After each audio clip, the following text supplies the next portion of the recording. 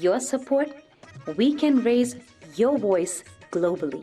उन्होंने पगड़ी इशू ਨੂੰ ਬਿਲਕੁਲ मतलब कि फ्रांस से राष्ट्रपति के सामने लेके आया ही नहीं है. With your support, we can address those issues that no other media talks about. ਜੋ ਹਾਲ ਅਕਾਲੀਆਂ ਨੇ ਬਾਦਲ ਕਿਆ ਨੇ ਇਹਨਾਂ ਨੇ ਸਿੱਖੀ ਦਾ ਤੇ ਬੇੜਾ ਗਰਕ ਕੀਤਾ ਹੈ. With your support, we can bring you breaking news from around the world. It's about consulting our allies and having a dialogue. These lessons, as I stated, was learned while working with our coalition partners. With your support, we can educate and inform everyone about who Sikhs are and connect our youth to Sikhi.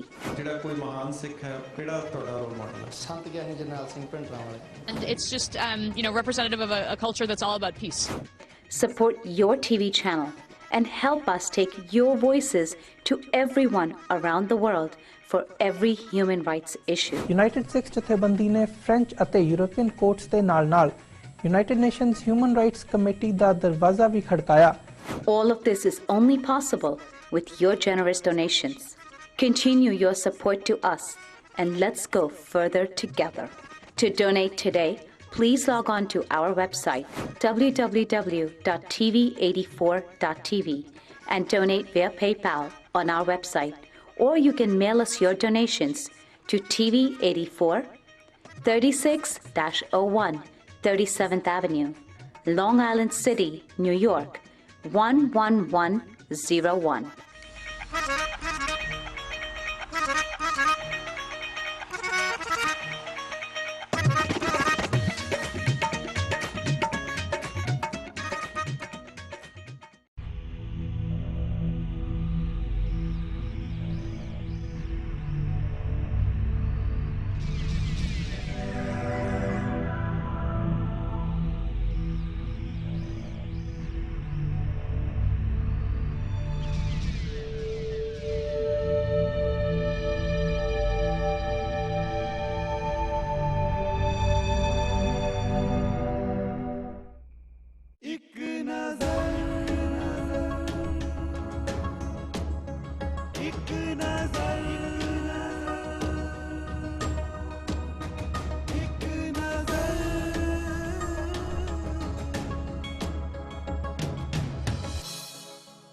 ਸਤਿ ਸ਼੍ਰੀ ਅਕਾਲ ਦਰਸ਼ਕੋ, ਮੈਂ ਹਾਂ ਤੁਹਾਡਾ ਆਪਣਾ host Satinder Singh ਮੀਰਥਲ। ਤੁਸੀਂ ਦੇਖ ਰਹੇ ਹੋ TV 84 ਤੇ ਤੁਹਾਡਾ ਆਪਣਾ ਮਨਪਸੰਦ ਪ੍ਰੋਗਰਾਮ ਇੱਕ ਨਜ਼ਰ।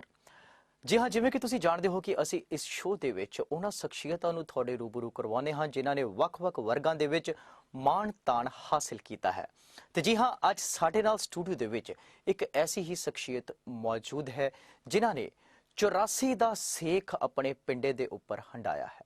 ਜੀ ਹਾਂ, 84 ਉਹ 84 ਜਿਹੜੀ ਕਿ ਇੱਕ ਬਹੁਤ ਵੱਡੀ ਮੰਦਭਾਗੀ ਘਟਨਾ ਸਾਡੇ ਸਿੱਖ ਇਤਿਹਾਸ ਦੇ ਨਾਲ ਜੁੜੀ ਹੋਈ ਹੈ।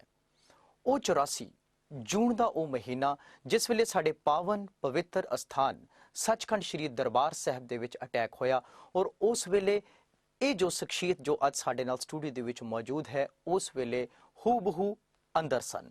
ਕਰਾਂਗੇ ਇਹਨਾਂ ਦੇ ਨਾਲ ਗੱਲਬਾਤ, ਜਾਣਾਂਗੇ ਉਸ ਮੰਜ਼ਰ ਦੇ ਬਾਰੇ ਦੇ ਵਿੱਚ, ਉਹਨਾਂ ਹਾਲਾਤਾਂ ਦੇ ਬਾਰੇ ਦੇ ਵਿੱਚ। ਸੋ ਸਭ ਤੋਂ ਪਹਿਲਾਂ ਅਸੀਂ ਇਹਨਾਂ ਦਾ ਸਵਾਗਤ ਕਰਦੇ ਹਾਂ। ਅੱਜ ਸਾਡੇ ਨਾਲ ਸਟੂਡੀਓ ਵਿੱਚ ਮੌਜੂਦ ਨੇ ਸਤਨਾਮ ਸਿੰਘ ਕਾਲੋ ਜੀ, ਜੋ ਕਿ ਇਸ ਵੇਲੇ ਸਿੱਖ ਯੂਥ ਫੈਡਰੇਸ਼ਨ ਦਮਦਮੀ ਟਕਸਾਲ ਵੀ ਚਲਾ ਰਹੇ ਨੇ। ਗੱਲ ਕਰਦੇ ਹਾਂ ਇਹਨਾਂ ਦੇ ਨਾਲ, ਜਾਣਦੇ ਹਾਂ ਇਹਨਾਂ ਦੇ ਮਨੋਭਾਵ ਔਰ ਇਹਨਾਂ ਦੇ ਵਿਚਾਰ। ਸਭ ਤੋਂ ਪਹਿਲਾਂ ਫਤਿਹ ਦੀ ਸਾਂਝ ਪਾਈਏ ਜੀ। ਵਾਹਿਗੁਰੂ ਜੀ ਕਾ ਖਾਲਸਾ, ਵਾਹਿਗੁਰੂ ਜੀ ਕੀ ਫਤਿਹ। ਸਤਨਾਮ ਸਿੰਘ ਜੀ, ਗੱਲ ਕਰ ਰਹੇ ਹਾਂ 84 ਦੀ। 84 ਦਾ ਉਹ ਮੰਦਭਾਗਾ ਸਮਾਂ ਜਿਹੜਾ ਕਿ ਕਦੇ ਵੀ ਨਾ ਭੁੱਲਣ ਵਾਲਾ ਸਮਾਂ ਬਣ ਕੇ ਰਹਿ ਗਿਆ। ਜਦ ਵੀ ਸਿੱਖ ਯਾਦ ਕਰਦਾ ਹੈ 84 ਦੇ ਉਸ ਵੇਲੇ ਨੂੰ, ਲੂ ਕੰਡੇ ਖੜੇ ਹੋ ਜਾਂਦੇ ਨੇ। ਕਈ ਮਾਸੂਮ ਔਰ ਨਿਰਦੋਸ਼ ਜਾਨਾਂ ਜਿਹੜੀਆਂ ਨੇ ਸ਼ਹੀਦ ਕੀਤੀਆਂ ਗਈਆਂ। ਪਾਵਨ ਪਵਿੱਤਰ ਅਸਥਾਨ ਸੱਚਖੰਡ ਸ਼੍ਰੀ ਦਰਬਾਰ ਸਾਹਿਬ, ਜਿਹਨੂੰ ਕੁੱਲ ਦੁਨੀਆ, ਕੁੱਲ ਜਹਾਨ ਜਿਹੜਾ ਹੈ ਉਹ ਮੱਥਾ ਟੇਕਦਾ ਹੈ, ਉਸ ਦੇ ਉੱਪਰ ਗੋਲੀਆਂ ਔਰ ਟੈਂਕ ਦੇ ਗੋਲੇ ਬਰਸਾਏ ਗਏ। ਮੈਂ ਜਾਣਨਾ ਚਾਹਾਂਗਾ ਵੀ ਉਸ 84 ਦੇ ਅਟੈਕ ਵੇਲੇ ਆਪ ਜੀ ਕਿੱਥੇ ਸੀ? 84 ਦੇ ਅਟੈਕ ਵੇਲੇ ਦੀ ਜਿਹੜੀ ਗੱਲ ਹੈ ਜੀ, ਜਿਸ ਤਰ੍ਹਾਂ ਆਪ ਜੀ ਨੇ ਦੱਸਿਆ, ਵਾਕਿਆ ਉਹ ਨਾ ਭੁੱਲਣ ਵਾਲੀਆਂ ਯਾਦਾਂ ਨੇ। ਬਹੁਤ ਦੁਖਦਾਈ ਸੀ। ਉੱਥੇ ਬੜਾ ਕੁਝ ਵੇਖਿਆ, ਮਹਾਂਪੁਰਸ਼ਾਂ ਦੀ ਦੇਖ ਰੇਖ ਦੇ ਵਿੱਚ ਹੀ ਅਸੀਂ ਚੱਲਦੇ ਰਹੇ ਹਾਂ। ਅਸੀਂ ਉਸ ਟਾਈਮ ਤੇ 1984 ਦੇ ਵਿੱਚ ਜਿਹੜਾ ਦਰਬਾਰ ਸਾਹਿਬ ਦੇ ਬਾਹਰ ਸਿੰਧੀ ਹੋਟਲ, ਜਿੱਥੇ ਸੋਢੀ ਨੂੰ ਗੋਲੀ ਵੱਜੀ ਸੀ, ਉਸ ਜਗ੍ਹਾ ਤੇ ਮੋਰਚਾ ਸੀ ਸਾਡਾ। ਉਹ ਜਗ੍ਹਾ ਦੇ ਉੱਤੇ ਅਸੀਂ ਸਾਡੇ ਨਾਲ ਕਮਾਂਡ ਕਰ ਰਹੇ ਸੀ। ਪਹੂ ਇੰਦਰ ਸਿੰਘ ਸੀ, ਕੋ ਜਲਾਲਾਬਾਦ ਦੇ ਸੁਖਵੰਤ ਸਿੰਘ ਬੱਲੂ ਬਾਬਾ ਜੀ ਅੱਜ ਕੱਲ ਵੀ ਹੈਗੇ ਨੇ ਹਜੇ, ਉਹ ਸਿੰਘ ਅਸੀਂ 13 ਸਿੰਘ ਪਹੂ ਇੰਦਰ ਦੇ ਬਾਬੇ ਦੀਪ ਸਿੰਘ ਦੇ ਨਗਰ ਦੇ, ਤੇ 11 ਸਿੰਘ ਉਹ ਜਲਾਲਾਬਾਦ ਦੇ, 2 ਸਿੰਘ ਅਸੀਂ ਇੱਕ ਨਗਰ ਦੇ ਗੁਰਦਾਸਪੁਰ ਤੇ ਸਾਂ। ਅਸੀਂ ਉੱਥੇ ਆਪਣੀ ਜੋ ਵੀ ਹੋਇਆ ਅਸੀਂ ਕੀਤਾ। ਬਿਲਕੁਲ ਜੀ। ਭਾਈ ਸਾਹਿਬ ਜੀ, ਜ਼ਿਕਰਯੋਗ ਗੱਲ ਹੈ ਕਿ ਉਸ ਵੇਲੇ ਜਿਹੜਾ ਸਮਾਂ ਸੀਗਾ ਉਹ ਬੜਾ ਹੀ ਭਿਆਨਕ ਸਮਾਂ ਸੀਗਾ।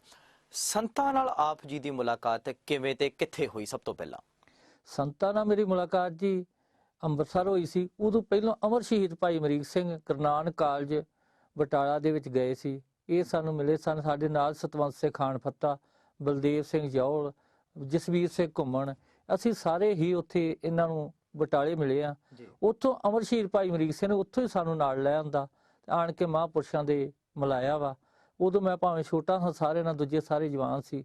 ਤੇ ਸੰਤਾਂ ਨੇ ਹੱਸਦੇ ਹੱਸਦੇ ਆਖਿਆ, ਭਾਈ ਅਮਰੀਕ ਸਿੰਘ ਇਹ ਤੇਰਾ ਪੁੱਤ ਹੋ ਗਿਆ ਮਤਲਬ। ਤੇ ਵਾਕਿਆ ਹੀ ਅਮਰ ਸ਼ਹੀਦ ਭਾਈ ਅਮਰੀਕ ਸਿੰਘ ਨੇ ਬੱਚਿਆਂ ਨੂੰ ਵੱਧ ਕੇ ਮੈਨੂੰ ਪਿਆਰ ਕੀਤਾ। ਜੇ ਮੈਂ ਸਮਝਦਾ ਮੇਰੇ ਮਾਪਿਓ ਤਾਂ ਕੀਤਾ ਦੁੱਖ ਸੁੱਖ ਵੇਲੇ ਜਿੱਥੇ ਵੀ ਜਿੰਨਾ ਚਿਰ ਰਹੇ ਆ, ਅਮਰ ਸ਼ਹੀਦ ਭਾਈ ਅਮਰੀਕ ਸਿੰਘ ਨੇ ਕਿਤੇ ਮੇਰੇ ਤੋਂ ਪਾਸਾ ਨਹੀਂ ਵੱਟਿਆ, ਹਰ ਥਾਂ ਤੇ ਪਿਓ ਵਾਂਗ ਖੜਾ ਹੋਇਆ ਮੇਰੇ ਨਾਲ ਜੀ। ਇੱਥੇ ਅਸੀਂ ਇੱਕ ਗੱਲ ਜਾਣਨਾ ਚਾਹਾਂਗੇ ਅਮਰ ਸ਼ਹੀਦ ਭਾਈ ਅਮਰੀਕ ਸਿੰਘ ਹੁਣਾਂ ਜੀ ਦੇ ਬਾਰੇ ਦੇ ਵਿੱਚ। ਕਿਸ ਤਰ੍ਹਾਂ ਦਾ ਸੁਭਾਅ ਸੀ ਉਹਨਾਂ ਦਾ? ਕਿੰਨੇ ਕੁ ਨਿਤਨੇਮੀ ਸਨ ਉਹ, ਔਰ ਕਿੰਨਾ ਕੁ ਦ੍ਰਿੜ ਸੰਕਲਪ ਰੱਖਦੇ ਸੀ ਕੌਮ ਦੇ ਪ੍ਰਤੀ? ਉਹਨਾਂ ਦਾ ਜਿਹੜਾ ਜੀ ਨਿਤਨੇਮ ਦੀ ਗੱਲ ਸੀ, ਸਵੇਰ ਦੇ ਨਿਤਨੇਮ ਜਿਹੜੇ ਕਰਦੇ ਸੀ, 5 ਗ੍ਰੰਥੀ ਦੇ ਨਿਤਨੇਮ ਸੀ। ਹੋਰ ਵੈਸੇ ਵੀ ਉਦਾਂ ਕਰਦੇ ਰਹੇ ਨਿਤਨੇਮ ਤੋਂ ਬਗੈਰਾ ਵੀ ਉਹ ਰੱਬ ਦਾ ਨਾਮ ਲੈਂਦੇ ਸੀ। ਮਿੱਠ ਬੋਲੜੇ ਸਨ ਤੇ ਕਹਿਣੀ ਤੇ ਕਰਨੀ ਦੇ ਪੱਕੇ ਸਨ। ਮੈਨੂੰ ਚੰਗੀ ਤਰ੍ਹਾਂ ਚੇਤਾ ਜੀ, ਮੈਂ ਉਸ ਟਾਈਮ ਤੇ ਨਹੀਂ ਹਾਂ ਮਹਾਂਪੁਰਸ਼ਾਂ ਦੇ ਨਾਲ ਜਦੋਂ ਦਸਤਾਰ ਦਾ ਪਿਆ ਸੀ। ਉਦੋਂ ਵੀ ਸੰਤ ਜਰਨੈਲ ਸਿੰਘ ਤੋਂ ਬਾਅਦ ਪਹਿਲਾਂ ਮਹਾਂਪੁਰਸ਼ਾਂ ਤੋਂ ਸੰਤ ਕਰਤਾਰ ਸਿੰਘ ਬ੍ਰਹਮ ਗਿਆਨੀ ਸੀ। ਉਹਨਾਂ ਤੋਂ ਬਾਅਦ ਜਦੋਂ ਪੱਗ ਦੀ ਵੰਡ ਆਈ ਤਾਂ ਉਦੋਂ ਬਹੁਤੇ ਮਾਝੇ ਵਾਲੇ ਕਹਿੰਦੇ ਸੀ ਅਮਰ ਸ਼ਹੀਦ ਭਾਈ ਅਮਰੀਕ ਸਿੰਘ ਨੂੰ ਪੱਗ ਬੰਨ੍ਹਣੀ, ਪਰ ਉਹਨਾਂ ਦੀ ਦੂਰ ਦੀ ਸੋਚ ਨਹੀਂ ਸੀ। ਉਹਨਾਂ ਨੇ ਕਿਹਾ ਮੈਂ ਸਿਪਾਹੀ ਜ਼ਰੂਰ ਆ ਪਰ ਸੰਤ ਨਹੀਂ ਗਾ। ਇਹ ਸੰਤ ਤੇ ਸਿਪਾਹੀ ਦੋਵੇਂ ਹੋਣੇ ਜ਼ਰੂਰੀ ਆ। ਉਦੋਂ ਮੈਨੂੰ ਚੰਗੀ ਤਰ੍ਹਾਂ ਚੇਤਾ ਵੀ ਮਾਝੇ ਵਾਲੇ ਕਹਿੰਦੇ ਸੀ ਅਸੀਂ ਮਾਝੇ ਵਾਲਿਆਂ ਨੇ ਬਣਾਉਣਾ, ਮਾਲਵੇ ਵਾਲੇ ਕਹਿੰਦੇ ਸੀ ਅਸੀਂ ਮਾਲਵੇ ਵਾਲੇ ਬਣਾਉਣਾ। ਉਦੋਂ ਅਮਰ ਸ਼ਹੀਦ ਭਾਈ ਅਮਰੀਕ ਸਿੰਘ ਨੇ ਸੰਤ ਜਰਨੈਲ ਸਿੰਘ ਮਹਾਂਪੁਰਸ਼ਾਂ ਨੂੰ ਦਸਤਾਰ ਬਣਵਾ ਕੇ ਉਹਨਾਂ ਨਾਲ ਸਾਥ ਦੇਣ ਦਾ, ਜੂਨ ਤੇ ਮਰਨ ਦਾ ਵਾਅਦਾ ਕੀਤਾ ਸੀ। ਉਹ ਜਿਹੜਾ ਵਾਅਦਾ ਸੀ ਉਹ ਅਖੀਰ ਤੱਕ ਨਿਭਾਉਂਦਿਆਂ ਸੀ ਅੱਖੀਂ ਵੇਖਿਆ। ਜਿੱਥੇ ਵੀ ਕਿਤੇ ਮੌਕਾ ਆਇਆ ਅਮਰ ਸ਼ਹੀਦ ਭਾਈ ਅਮਰੀਕ ਸਿੰਘ ਸੰਤ ਜਰਨੈਲ ਸਿੰਘ ਤੇ ਸੰਤ ਜਰਨੈਲ ਸਿੰਘ ਭਾਈ ਅਮਰੀਕ ਸਿੰਘ ਦੇ ਨਾਲ ਇੱਕ ਦੂਜੇ ਨਾਲ ਚਟਾਨ ਵਾਂਗ ਖੜੇ ਹੋਏ, ਖੀਰ ਦੇ ਦਮ ਤੱਕ ਰਹੇ ਨੇ। ਉਹ ਉਹਨਾਂ ਨੇ ਆਪਣਾ ਵਜਨ ਪੱਕਾ ਨਿਭਾਇਆ ਜੀ। ਬਿਲਕੁਲ ਜੀ, ਬਿਲਕੁਲ। ਬਹੁਤ ਵਧੀਆ ਤਰੀਕੇ ਦੇ ਨਾਲ ਤੁਸੀਂ ਉਹਨਾਂ ਦੇ ਜੀਵਨ ਦੇ ਬਾਰੇ ਦੇ ਵਿੱਚ ਦੱਸਿਆ। ਭਾਈ ਸਾਹਿਬ ਜੀ, ਇਸ ਪਹਿਲੂ ਨੂੰ ਅਸੀਂ ਜ਼ਰੂਰ ਛੂਵਾਂਗੇ। ਆਉਣ ਵਾਲੇ ਸਮੇਂ ਦੇ ਵਿੱਚ ਅਸੀਂ ਇਸ ਵਿਚਾਰ ਦੇ ਉੱਪਰ ਹੋਰ ਵੀ ਵਿਚਾਰਾ ਕਰਾਂਗੇ। ਸਭ ਤੋਂ ਪਹਿਲਾਂ ਮੈਂ ਜਾਣਨਾ ਚਾਹਾਂਗਾ ਵੀ ਤੁਹਾਡੇ ਬਾਰੇ ਦੇ ਵਿੱਚ ਬਚਪਨ ਤੋਂ ਹੀ ਆਪ ਜੀ ਨੂੰ ਕੌਮ ਦੇ ਪ੍ਰਤੀ ਕੁਝ ਕਰਨ ਦੀ ਜਜ਼ਬਾ ਸੀਗਾ, ਜਾਂ ਫਿਰ ਤੁਸੀਂ ਕਿਸੇ ਵੱਲ ਦੇਖ ਕੇ ਤੁਹਾਡੇ ਵਾਲੇ ਜਜ਼ਬਾ ਆਇਆ ਜਾਂ ਕਿਸੇ ਨੂੰ ਸੁਣ ਕੇ ਆਇਆ? ਉਦੋਂ ਜੀ ਅਸੀਂ ਖਾਲਸਾ ਨਾ ਗੁਰੂ ਨਾਨਕ ਕਾਲਜ ਬਟਾਲੇ ਪੜ੍ਹਦੇ ਸਾਂ, ਆਉਂਦੇ ਰੋਜ਼ ਨਿੱਤ ਵਾਂਗੂ ਇੱਧਰ ਗੱਲਾਂ ਸੁਣੀ ਦੀਆਂ ਅਮਰ ਸ਼ਹੀਦ ਭਾਈ ਅਮਰੀਕ ਸਿੰਘ ਹੋਣਾਂ ਦੀਆਂ, ਸੰਤਾਂ ਦੀਆਂ, ਸੋਢੀ ਦੀਆਂ, ਜਨਰਲ ਲਾਭ ਸਿੰਘ ਦੀਆਂ, ਅਖਬਾਰਾਂ ਤੇ ਪੜ੍ਹਨਾ ਵੀ ਇਹ ਚੱਲਦਾ ਸੰਘਰਸ਼। ਮਨ ਦੇ ਵਿੱਚ ਚਾਅ ਆਇਆ, ਸਾਰਿਆਂ ਵਿਚਾਰ ਕੀਤੀ ਤੇ ਭਾਈ ਸਾਹਿਬ ਹੋਣਾਂ ਨੂੰ ਉੱਥੇ ਜਸਵੀਰ ਸਿੰਘ ਘੁੰਮਣ ਨੇ ਬਟਾਲੇ ਸੱਦਿਆ ਸੀ। ਉੱਥੋਂ ਹੀ ਭਾਈ ਅਮਰੀਕ ਸਿੰਘ ਸਾਨੂੰ ਨਾਲ ਲੈ ਆਏ ਨੇ। ਉੱਥੋਂ ਸਮਝ ਲਓ ਵੀ ਉੱਥੋਂ ਸਾਨੂੰ ਇੱਕ ਨਵਾਂ ਜੀਵਨ ਮਿਲ ਗਿਆ। ਪਹਿਲੇ ਜੀਵਨ ਨਾਲ ਇੱਕ ਵੱਖਰਾ। ਪਹਿਲੋਂ ਭਾਵੇਂ ਹੈਗਾ ਸੀ, ਪਹਿਲੋਂ ਖਿਆਲ ਇਦਾਂ ਦੇ ਪਰਿਵਾਰ ਸਾਰਾ ਅੰਮ੍ਰਿਤਧਾਰੀ ਗੁਰਸਿੱਖ ਸੀ, ਸਾਡੇ ਬਜ਼ੁਰਗ ਵੀ ਮਾਤਾ ਪਿਤਾ ਅੰਮ੍ਰਿਤਧਾਰੀ ਸਨ, ਨਿਤਨੇਮੀ ਸਨ, ਬੜੀ ਮਹਾਰਾਜ ਦੀ ਰਹਿਮਤ ਸੀ। ਪਰ ਉਹਦੇ ਨਾਲ ਨਾਲ ਜਦੋਂ ਸੰਤਾਂ ਮਹਾਂਪੁਰਸ਼ਾਂ ਕੋ ਹੋਏ, ਅੱਜ ਹੋਰ ਕੱਲ ਹੋਰ, ਫਿਰ ਇਹਨਾਂ ਦੇ ਨਾਲ ਹੀ ਇਹਨਾਂ ਦੇ ਹੋ ਕੇ ਰਹਿ ਗਏ। ਵੇਖਦੇ ਰਹੇ ਆ ਅਮਰ ਸ਼ਹੀਦ ਭਾਈ ਅਮਰੀਕ ਸਿੰਘ ਨੂੰ ਤੇ ਸੰਤ ਜਰਨੈਲ ਸਿੰਘ ਨੂੰ। ਜਦੋਂ ਲੋਕ ਆਉਂਦੇ ਸੀ, ਜਿਹੜੇ ਲੋਕਾਂ ਦੇ ਮਨ ਦੇ ਉੱਤੇ ਖਿਆਲ ਅੱਜ ਕੱਲ ਆ, ਲੋਕਾਂ ਦੇ ਮਾੜੀ ਭਾਵਨਾ ਬਣੀ ਆ ਵੀ ਸੰਤ ਜਰਨੈਲ ਸਿੰਘ ਮਹਾਂਪੁਰਸ਼ ਜਿਹੜੇ ਸੀ ਉਹ ਹਿੰਦੂਆਂ ਦੇ ਵਿਰੁੱਧ ਸਨ। ਨਹੀਂ, ਇਹ ਬਿਲਕੁਲ ਗਲਤ ਆ। ਸਾਡੇ ਨਾਲ ਜਿਹੜੇ ਲੜਕੇ ਹਿੰਦੂਆਂ ਦੇ ਪੜ੍ਹਦੇ, ਬਟਾਲੇ ਦਾ ਵਿੱਕੀ ਮੁੰਡਾ ਸੀ, ਮੈਨੂੰ ਚੰਗੀ ਤਰ੍ਹਾਂ ਚੇਤਾ, ਮਹਾਂਪੁਰਸ਼ਾਂ ਨੇ ਲਿਆਂਦਾ, ਮਹਾਂਪੁਰਸ਼ਾਂ ਨੇ ਉਹਨੂੰ ਹਾਸੇ ਦੇ ਨਾਲ ਸਰੂਪਾ ਦਿੱਤਾ ਤੇ ਲੈ ਵੀ ਤੈਨੂੰ ਸਿੰਘ ਸਜਾ ਦੇਣਾ, ਬੜਾ ਪਿਆਰ ਦੇ ਨਾਲ ਗੱਲ ਨਾਲ ਲਾਇਆ।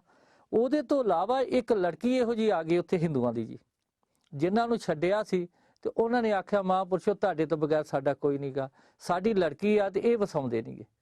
ਤੇ ਅਮਰ ਸ਼ਹੀਦ ਭਾਈ ਅਮਰੀਕ ਸਿੰਘ ਤੇ ਇਹਨਾਂ ਨੇ ਦੋਵਾਂ ਨੇ ਰਾਇ ਕਰਕੇ ਤੇ ਉਹਨਾਂ ਦੇ ਘਰਦਿਆਂ ਨੂੰ ਸੱਦਿਆ।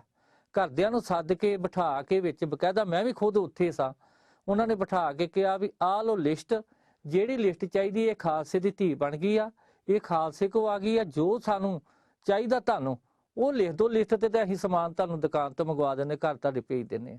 ਇਹ ਖਾਲਸੇ ਦੀ ਧੀ ਆ, ਇਹਨੂੰ ਕਿਸੇ ਗੱਲੋਂ ਅਸੀਂ ਕਸਰ ਨਹੀਂ ਰਹਿਣ ਦਿੰਦੇ। ਇਹਦੇ ਨਾਲ ਜਦੋਂ ਉਹਨਾਂ ਨੂੰ ਕਿਹਾ ਤੇ ਪਹਿਲਾਂ ਪਿਓ ਨੂੰ ਪੁੱਛਿਆ ਵੀ ਕੀ ਲਿਖਤ ਦੇ ਉੱਤੇ ਲਿਖਣਾ, ਜੋ ਲਿਖਣਾ ਲਿਖ ਦੇ। ਉਹਨੇ ਆਖਿਆ ਮੇਰੀ ਧੀਆਂ ਵਰਗੀ ਆ। ਬਾਅਦ ਵਿੱਚ ਮੁੰਡੇ ਦੀ ਵਾਰੀ ਆਈ ਤਾਂ ਮੁੰਡੇ ਨੂੰ ਆਖਿਆ ਬੇਟਾ ਤੂੰ ਉੱਠ ਕੇ ਦੱਸ ਪੁੱਤਰਾ ਵੀ ਤੇਰੀ ਘਰ ਦੀ ਆ, ਤੂੰ ਕੁੱਟਦਾ ਮਾਰਦਾ ਇਹਨੂੰ, ਏਦਾਂ ਕਿਉਂ ਕਰਦਾ ਵਾ, ਕਿਉਂ ਨਹੀਂ ਵਸਾਉਂਦਾ। ਉਹਨੇ ਪੈਂਦਿਆਂ ਹੀ ਇਹੋ ਇੱਕ ਹਾਸੇ ਵਾਲੀ ਵੀ ਗੱਲ ਆ ਵੀ ਪੈਂਦੇ ਇਹੋ ਗੱਲ ਕਹੀ ਵੀ ਨਹੀਂ ਜੀ ਇਹ ਤੇ ਮੇਰੇ ਭੈਣਾਂ ਵਰਗੀ ਆ। ਜਦੋਂ ਭੈਣਾਂ ਵਰਗੀ ਕਹੀ ਸਾਰੇ ਹੱਸ ਪਏ। ਮਹਾਂਪੁਰਸ਼ ਵੀ ਥੋੜੇ ਮੁਸਕਰਾਏ, ਕਹਿੰਦੇ ਇਹ ਤਾਂ ਗੱਲ ਹੀ ਸਾਫ਼ ਹੋ ਗਈ, ਜਦੋਂ ਤੂੰ ਭੈਣਾਂ ਵਰਗੀ ਕਹਿ ਲਿਆ ਹੋਰ ਕੀ ਆ, ਇਹ ਸਾਡੀ ਧੀ ਆ ਮਿੱਤਰਾ, ਇਹਨੂੰ ਨਹੀਂ ਤੰਗ ਕਰਨਾ।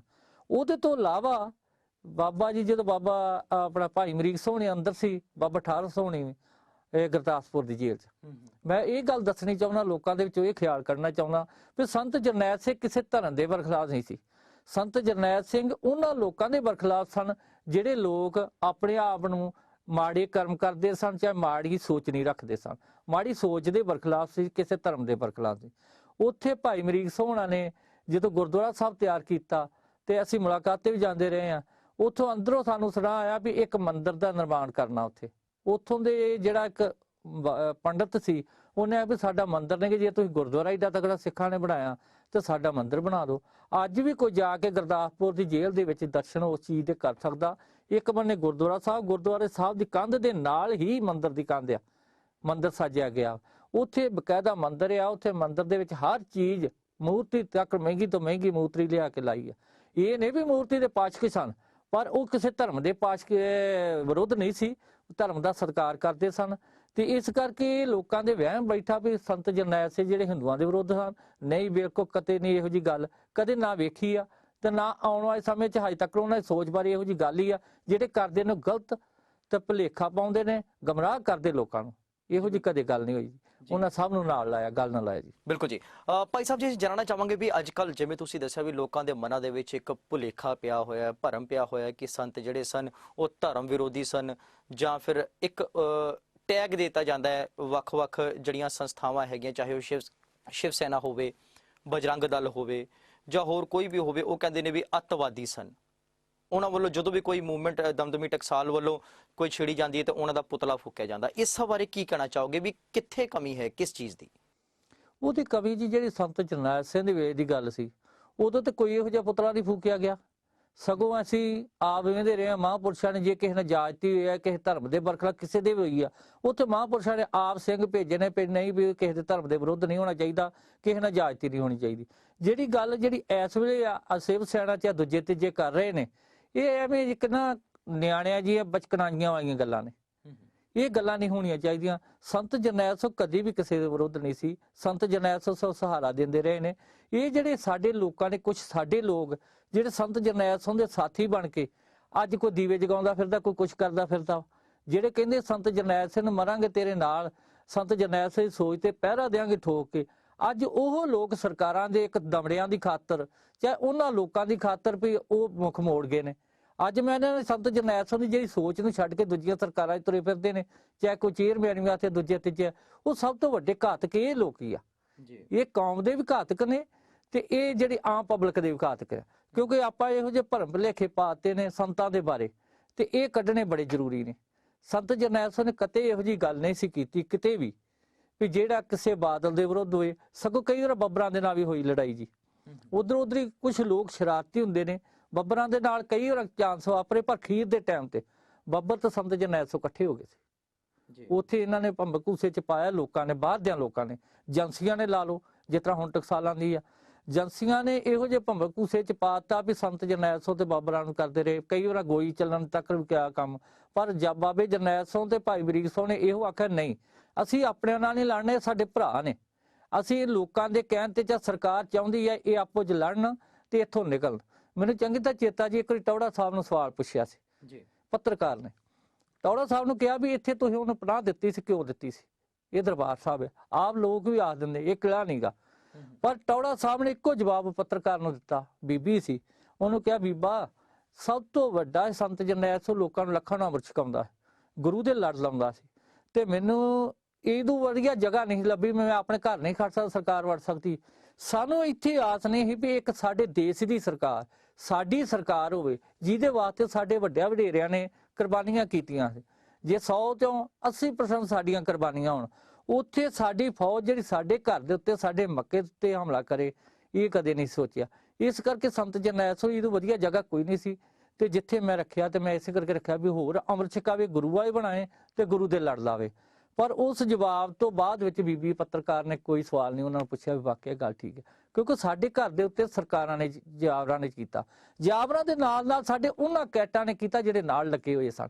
ਉਸ ਸਮੇਂ 'ਚ ਵੀ ਆ ਤੇ ਅੱਜ ਵੀ ਆ, ਜਿਹੜੇ ਉਹਨਾਂ ਦੀ ਸੋਚ ਦੇ ਬਰਖਲਾਫ ਗਏ ਉਹ ਵੀ ਕੈਟ ਹੀ ਆ ਜੀ। ਬਿਲਕੁਲ ਠੀਕ ਹੈ, ਕਿਉਂਕਿ ਕੈਟ ਇਸ ਕਰਕੇ ਆ, ਕੈਟ ਉਹ ਜਿਹੜੇ ਸੋਚ ਦੇ ਉੱਤੇ ਜੁੜੇ ਸੀ ਉਦੋਂ ਨਾਲ ਸੀ। ਅੱਜ ਉਹਨਾਂ ਨੇ ਸਮਾਂ ਵੇਖਿਆ, ਪਲੜਾ ਭਾਰੀ ਵੇਖਿਆ, ਉੱਧਰ ਚਲ ਗਏ। ਪਰ ਕਈ ਇਹੋ ਜਿਹੀ ਅਣਖ ਦੀ ਖਾਤਰ ਮਰਨ ਵਾਲੇ ਹੁੰਦੇ ਨੇ, ਜੋ ਮਹਾਂਪੁਰਸ਼ਾਂ ਵਾਕਿਆ ਜਿਹੜੇ ਕਿਹਾ ਸੀ, ਅਸੀਂ ਅੱਜ ਵੀ ਕਹਿੰਦੇ ਸੰਤ ਜਰਨੈਲ ਸਿੰਘ ਸ਼ਹੀਦ ਹੋਏ ਨੇ, ਲੜਕੇ ਹੋਏ ਨੇ, ਮੈਦਾਨੇ ਜੰਗ 'ਚ ਹੋਏ ਨੇ, ਗਲਵੱਕੜੀ ਪਾ ਕੇ ਹੋਏ ਆ, ਆਪਣਾ ਅਰਦਾਸਾ ਕਰਕੇ ਗਏ ਨੇ। ਉਹਨਾਂ ਨੇ ਅਰਦਾਸਾ ਕੀਤਾ, ਅਰਦਾਸਾ ਨਹੀਂ, ਉੱਥੇ ਮੁਖਤਾਰ ਸਿੰਘ ਮੁਖੀ ਅੱਜ ਵੀ ਜਿਉਂਦਾ ਬਾਹਰ ਆ ਬੈਠੇ ਵੀਰ, ਸ਼ਾਇਦ ਉਹ ਕਿਤੇ ਆਉਣ ਵਾਲੇ ਸਮੇਂ ਸੁਣਨਗੇ ਤੇ ਉਹ ਤੁਹਾਨੂੰ ਮਿਲਾਵਾਂਗੇ ਜਿੱਥੇ ਮੌਕਾ ਮਿਲਿਆ। ਉਸ ਬੰਦੇ ਨੇ ਤੇ ਕੀ ਹੋਰ ਸਿੰਘ ਸਾਡੇ ਉੱਥੇ ਮੌਕੇ ਤੇ ਗਵਾਹ ਸਨ, ਜਿਨ੍ਹਾਂ ਸਾਹਮਣੇ ਸੰਤ ਜਰਨੈਲ ਸਿੰਘ ਨੇ ਕਮਰ ਕੱਸਾ ਲਾਇਆ, ਕੀਰਤਨ ਸੋਲਾ ਕੀਤਾ, ਫਿਰ ਕਮਰ ਕੱਸਾ ਲਾ ਕੇ ਅਰਦਾਸਾ ਕੀਤਾ। ਅਰਦਾਸੇ ਤੋਂ ਬਾਅਦ ਵਿੱਚ ਥੱਲੇ ਮੈਦਾਨੇ ਜੰਗ 'ਚ ਉਤਰ ਕੇ ਸ਼ਹੀਦ ਹੋਏ ਨੇ। ਜਿੱਥੇ ਸ਼ਹੀਦ ਹੋਏ ਨੇ ਉੱਥੇ ਨਿਸ਼ਾਨ ਸਾਹਿਬਾਂ ਦੇ ਲਾਗੇ ਦੋਵੇਂ ਯੋਧਿਆਂ ਨੂੰ ਜਕਾਰੇ ਛੱਡ ਕੇ ਨਾਲ ਸਿੰਘ ਫੈਡਰੇਸ਼ਨ ਦੇ ਤੇ ਟਕਸਾਲ ਦੇ ਜਾਦੇ ਸੀ, ਕਿਉਂਕਿ ਫੈਡਰੇਸ਼ਨ ਨੂੰ ਵੱਖਰੇ ਵੱਖਰੇ ਦੂਜੇ ਮੋਰਚੇ 'ਚ ਭੇਜਿਆ ਸੀ। ਇਸ ਕਰਕੇ ਉੱਥੇ ਜਿੰਨੇ ਫੈਡਰੇਸ਼ਨ ਦੇ ਟਕਸਾਲ ਦੇ ਸਿੰਘ ਜਾਦੇ ਸਨ, ਉਹ ਸਾਰੇ ਹੀ ਨਾਲ ਲੱਗ ਕੇ ਉਹਨਾਂ ਦੇ ਸ਼ਹੀਦ ਉੱਥੇ ਹੋਏ ਨੇ।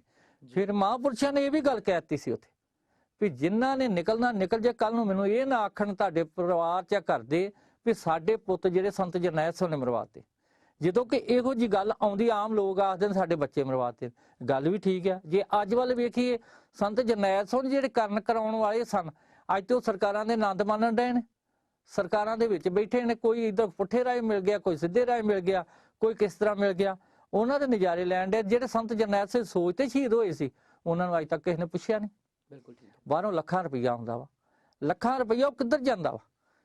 ਜੋਧਪੁਰ ਵਾਲੇ ਜਿਹੜੇ ਰਿਹਾ ਹੋ ਕੇ ਆਏ, ਦਾਸ ਉਹਨਾਂ ਦਾ ਪ੍ਰਧਾਨ ਵੀ ਆ, ਉਹ ਰਿਹਾ ਹੋ ਕੇ ਆਏ ਤੇ ਉਹਨਾਂ ਨੂੰ ਅੱਜ ਤੱਕ ਰਹੀ ਜਿੰਨੇ ਜੋਗੇ ਸਾ ਸਰਕਾਰਾਂ ਦੇ ਕੇਸ ਕਰਕੇ, ਚਾਹੇ ਕਿਦਾ 10 ਲੱਖ ਦਾ ਕੇਸ ਕੀਤਾ, ਉਹ ਦਵਾਵਾਂਗੇ ਜਿੰਨੇ ਜੋਗੇ ਲੰਡੇ। ਉਹਨਾਂ ਤੇ ਇਜਾਜ਼ਤੀ ਕੀਤੀ, ਉਹਨਾਂ ਨੂੰ ਫੜਿਆ। ਕੋਈ ਪੜ੍ਹਨ ਵਾਲੇ ਸੀ, ਕੋਈ ਵਿਚਾਰੇ ਪੜ੍ਹੇ ਸਨ, ਉਹਨਾਂ ਨੌਕਰੀ ਕਰਨੀ ਸੀ, ਕਈਆਂ ਦੇ ਪੜ੍ਹਨ ਵਾਲੀ ਉਹਨਾਂ ਦੀ ਪੜ੍ਹਾਈ ਰਹਿ ਗਈ, ਕਈਆਂ ਦੇ ਮਗਰ ਪਰਿਵਾਰ ਖਤਮ ਹੋ ਗਏ। ਉਹਨਾਂ ਲੋਕਾਂ ਨੇ ਆਣ ਕੇ ਨੌਕਰੀਆਂ ਕਰਨੀਆਂ ਸੀ, ਉਹਨਾਂ ਸਰਕਾਰ ਨੇ ਨਜਾਇਜ਼ ਰੱਖਿਆ ਸੀ। ਫਿਰ ਇਹ ਮੈਂ ਤੁਹਾਨੂੰ ਥੋੜਾ ਜਿਹਾ ਵਿੱਚੇ ਦੱਸਦਾ, ਤੁਹਾਡੇ ਸਵਾਲ ਦੇ ਨਾਲ ਲੱਗਦਾ ਜੀ ਵੀ ਜੋਧਪੁਰ ਵਾਲਿਆਂ ਨੂੰ ਕਿਸੇ ਨੇ ਰਿਹਾ ਨਹੀਂ ਕਰਾਇਆ ਜੀ। ਇੱਥੋਂ ਦੇ ਲੋਕ ਜਿਹੜੇ ਸੀ, ਜਿਸ ਤਰ੍ਹਾਂ ਉਸ ਟਾਈਮ ਦੇ ਬਾਅਦ ਸਿੰਘ ਸਨ, ਉਹ ਸਮਝਦੇ ਸੀ ਵੀ ਜੋਧਪੁਰਾ ਜੇਲ੍ਹ ਦੇ ਵਿੱਚ ਰਹਿਣ, ਇਹਨਾਂ ਦਾ ਮੁੱਲ ਵੱਟੀਏ, ਇਹਨਾਂ ਦੀ ਲਾਲਾ ਕਰਕੇ ਸਰਕਾਰਾਂ ਬਣਾਈਆਂ ਤੇ ਅਸੀਂ ਇੱਥੇ ਰਹੀਏ, ਪੰਜਾਬ ਦੇ ਉੱਤੇ ਹੈਵੀ ਰਹੀਏ। ਉਹਨਾਂ ਦੀ ਬੋਲਤੀ ਬੰਦ ਹੋ ਗਈ ਜਦੋਂ ਰਿਹਾ ਹੋ ਗਏ। ਰਿਹਾ ਕਰਾਉਣ ਵਾਲੇ ਬਾਹਰ ਦੇ ਲੋਕ ਵੀਰ, ਮੈਂ ਦੇਸ਼ਾਂ 'ਚ ਜਿੰਨੇ ਬੈਠੇ ਹੋ ਸਕਦਾ ਅਸੀਂ ਉਹਨਾਂ ਨੂੰ ਸਰਕਾਰ ਨੇ ਛੱਡਣਾ ਹੀ ਨਹੀਂ ਸੀ। ਰਾਜੀਵ ਗਾਂਧੀ ਬਾਹਰ ਗਿਆ, ਰਾਜੀਵ ਗਾਂਧੀ ਦੇ ਨਾਲ ਗੱਲ ਹੋਈ ਉਹਨਾਂ ਦੀ ਵੀ ਅਸੀਂ ਬਿਲਕੁਲ ਤੁਹਾਡੇ ਨਾਲ ਲੈਣਾ ਦੇਣਾ ਖਤਮ ਕਰ ਦਾਂਗੇ। ਉੱਥੋਂ ਦੀਆਂ ਸਰਕਾਰਾਂ ਨੇ ਕਿਹਾ, ਲਿਖ ਕੇ ਦਿੱਤਾ ਬਕਾਇਦਾ, ਅਸੀਂ ਲੈਣ ਦੇਣ ਬਿਲਕੁਲ ਬੰਦ ਕਰ ਦੇਣਾ, ਚਾਹੇ ਜੋਧਪੁਰ ਵਾਲੇ ਛੱਡੋ। ਜੋਧਪੁਰ ਉਸ ਬੇਸ ਤੇ ਛੱਡੇ ਗਏ, ਕਿਉਂਕਿ ਨਾ ਹੁਣ ਵੀ ਆ, ਹੁਣ ਸਾਰੇ ਇਹੋ ਜਿਹੇ ਲੋਕ ਬਣੇ। ਟਕਸਾਲ ਦੀ, ਜਿੱਥੋਂ ਤੱਕ ਤੁਸੀਂ ਟਕਸਾਲ ਦੀ ਗੱਲ ਕੀਤੀ ਹੈ, ਟਕਸਾਲ ਉਹ ਸੀ ਇੱਕ ਬਿਆਨ ਦੇ ਸੈਂਟਰ ਹਿਲਦਾ, ਸੰਤ ਜਰਨੈਲ ਸਿੰਘ ਬੋਲਦਾ ਹੈ ਤੇ ਭੜਥੂ ਪੈ ਜਾਂਦਾ। ਅੱਜ ਵਾਲੀ ਟਕਸਾਲ ਜਿਹੜੀ ਆ ਵਿਕਾਊ ਟਕਸਾਲ ਆ, ਕੋਈ ਕਿਸੇ ਦੀ ਗੱਲ ਨਹੀਂ ਕਰਨ ਵਾਲੀ, ਤੇ ਕੋਈ ਵਿਸ਼ਾ ਹੀ ਇਹ ਤੇ ਹੋਰ ਬੰਨੇ ਤੁਰਿਆ ਜਾਂਦਾ। ਵੇਖਿਆ ਵੀ ਜਿਹੜਾ ਕਰਨਾ ਆ ਕੁਛ ਆ, ਕਹਿੰਦੇ ਕਿਸੇ ਕੁਛ ਆ। ਇੱਥੇ ਟਕਸਾਲ ਦੀ ਜਿਹੜੀ ਗੱਲ ਹੈ, ਟਕਸਾਲ ਬੜੀ ਯੋਧਿਆਂ ਦੀ ਸੀ, ਵੱਡਿਆਂ ਵਡੇਰਿਆਂ ਦੀ। ਇੱਥੇ ਬਾਬੇ ਦੀਪ ਸਿੰਘ ਦੀ ਟਕਸਾਲ ਆ। ਟਕਸਾਲ ਹੀ ਕਦੀ ਵੀ ਕਿਸੇ ਰਾਜੇ ਦੇ ਕੋਲ ਨਹੀਂ ਚੱਲ ਕੇ ਗਈ। ਟਕਸਾਲ ਕੋ ਰਾਜੇ ਆਉਂਦੇ ਰਹੇ, ਅਰਦਾਸਾਂ ਕਰਾਉਂਦੇ ਰਹੇ। ਹੁਣ ਤੇ ਟਕਸਾਲ ਮਗਰ ਸਰਕਾਰਾਂ ਤੁਰੀ ਫਿਰਦੀ ਹੈ। ਨਾਮ ਸੇ ਤੋਂ ਮੈਂ ਲਾ ਲਓ, ਮੈਂ ਸਿੱਧਾ ਨਾਮ ਲੈਣਾ ਚਾਹੁੰਦਾ, ਕਿਉਂਕਿ ਇਸ ਕਰਕੇ ਲੈਣਾ ਚਾਹੁੰਦਾ, ਉਹਨਾਂ ਵਿੱਚ ਮੈਂ ਸੁਖ ਹੰਡਾਇਆ ਵਾ, ਸੰਤ ਜਰਨੈਲ ਸਿੰਘ ਗੋਤ ਦਾ ਨਿਗਮ ਆਣਿਆ। ਮੈਂ ਚਾਹੁੰਦਾ ਹਾਂ ਵੀ ਇਹਦਾ ਨਾਂ ਨਾ ਲਵਾਂ, ਪਰ ਫਿਰ ਲੈਣਾ ਪਿਆ ਵੀ ਅੱਜ ਜੇ ਟਕਸਾਲ ਕੋ ਇੰਨਾ ਪੈਸਾ ਵਾ, ਕੀ ਗੱਲ ਨਾ ਕਿਉਂ ਨਹੀਂ ਲਾਇਆ ਲੋਕਾਂ ਨੂੰ? ਲੋਕਾਂ ਦੇ ਚੁੱਲ੍ਹਿਆਂ ਤੇ ਘਾਹ ਉੱਗਾ ਵਾ, ਕਿਸੇ ਨੇ ਪੁੱਟਣ ਦੀ ਕੋਸ਼ਿਸ਼ ਨਹੀਂ ਕੀਤੀ। ਲੋਕਾਂ ਦੇ ਚੁੱਲ੍ਹੇ ਉਦੋਂ ਦੇ ਬੰਦ ਪਏ ਨੇ, ਕਿਸੇ ਨੇ ਰੋਟੀ ਨਹੀਂ ਪਕਾਈ, ਉਹ ਕਿਤੇ ਪਾਸੇ ਇੱਥੇ ਆਏ ਹੋਏ ਟਾਈਮ ਪਾਸ ਕਰਨ ਰਹੇ ਨੇ। ਕੋਈ ਕਿਸੇ ਸੰਸਥਾ ਕੋ ਪੜਿਆ, ਕੋਈ ਕਿਸੇ ਸੰਸਥਾ ਕੋ ਪੜਿਆ। ਅੱਜ ਵੀ ਲੋਕ ਕਈ ਉਹਨਾਂ ਦੇ ਨਾਂ ਤੇ ਪੈਸੇ ਲੈਣ ਦੇ ਰੁਪਏ ਨਿਆਣੇ ਪੜ੍ਹਾ ਰਹੇ। ਅੱਜ ਵੀ ਲੋਕ ਇਹੋ ਜਿਹੇ ਨੇ ਜਿਹੜੇ ਉਹਨਾਂ ਦੇ ਨਾਂ ਤੇ ਲੱਖਾਂ ਰੁਪਏ, ਜੋਧਪੁਰੀਆਂ ਦੇ ਨਾਂ ਤੇ ਕਰੋੜਾਂ ਰੁਪਈਆ ਆਇਆ। ਅਕਾਲ ਤਖ਼ਤ ਸਾਹਿਬ ਦੇ ਜਥੇਦਾਰਾਂ ਨੂੰ ਆਉਂਦਾ ਰਿਹਾ, ਉਹਨਾਂ ਨੇ ਦਿੱਤਾ। ਜੇ ਸਿਮਰਜੀਤ ਸਿੰਘ ਮਾਨ ਕੋ ਆਇਆ ਪੈਸਾ ਜੋਧਪੁਰੀਆਂ ਦੇ ਨਾਂ ਤੇ, ਸ਼ਹੀਦਾਂ ਦੇ ਨਾਂ ਤੇ, ਉਹਨਾਂ ਨੇ ਦਿੱਤਾ। ਇਹਨਾਂ ਕਰੋੜਾਂ ਰੁਪਈਆ ਉਹ ਵੀਰ ਵੀ ਮੈਂ ਨਾ ਪਤਾ ਨਹੀਂ ਕੀ ਸੋਚਦੇ ਨੇ, ਬਾਹਰੋਂ ਘਲਾਉਂਦੇ ਨੇ। ਤੁਹਾਡਾ ਧੰਨਵਾਦ ਆ, ਪਰ ਉਹਨਾਂ ਨੂੰ ਚਾਹੀਦਾ ਆਪ ਆਉਣ, ਆਪ ਆਣ ਕੇ ਘਰ ਵਿੱਚ ਵੇਖਣ ਵਾਕਿਆ ਇਸ ਘਰ ਦੇ ਵਿੱਚ ਲੋੜ ਹੈ ਤੇ ਇਹਨਾਂ ਦਾ ਚੁੱਲ੍ਹਾ ਜਿਹੜਾ ਤਪਦਾ ਕਰੀਏ, ਇੱਥੋਂ ਤੱਕ ਪਹੁੰਚਾਈਏ। ਇਹ ਤੇ ਉਹਨਾਂ ਦਾ ਫਰਜ਼ ਬਣਦਾ, ਉੱਥੇ ਆਣ ਕੇ ਪੁੱਛਣਾ ਚਾਹੀਦਾ। ਬਿਲਕੁਲ ਠੀਕ। ਸੋ ਜੀ ਵੇਲਾ ਹੋ ਚੱਲਿਆ ਇੱਕ ਛੋਟੇ ਜਿਹੇ ਬ੍ਰੇਕ ਦਾ। ਛੇਤੀ ਮੁੜਦੇ ਹਾਂ ਇੱਕ ਛੋਟੇ ਜਿਹੇ ਬ੍ਰੇਕ ਤੋਂ ਬਾਅਦ।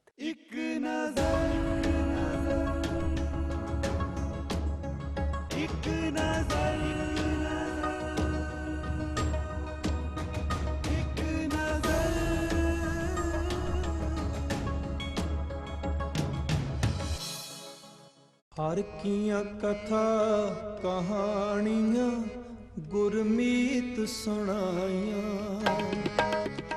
ਵਾਹਿਗੁਰੂ ਜੀ ਕਾ ਖਾਲਸਾ, ਵਾਹਿਗੁਰੂ ਜੀ ਕੀ ਫਤਿਹ। Let's learn and enjoy Gurmat together. Walk down the path of our Sikh history. Come, explore the tales of courage and strength with me.